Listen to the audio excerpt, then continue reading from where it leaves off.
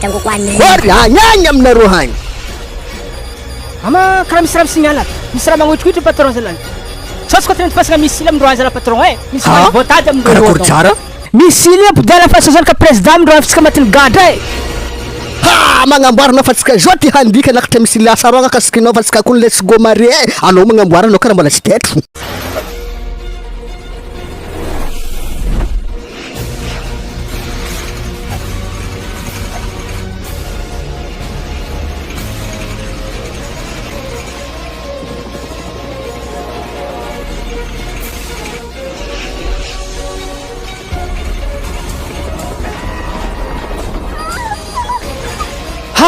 Izy zay patron, antsika fa matra igny. Zany ka président miaraka aminao aminao zegny. Tsaragnany magnangy kondro angosa zegny mira hanjely.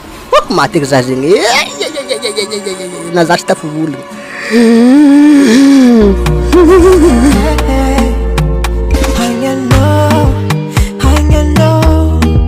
Hanyanao zay hagny, hanyala vitragny, manasiko natao, sanagnaraka anao.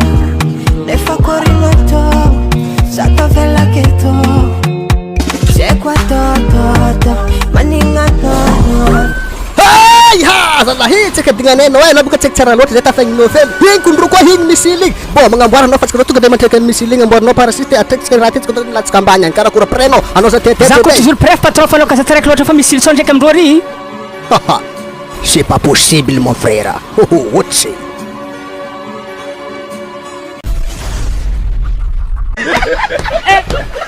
Azadigna miabone mipartage. Tangu kwani? Anao karaha tsy faly tangu kwani zala? Za faly bro.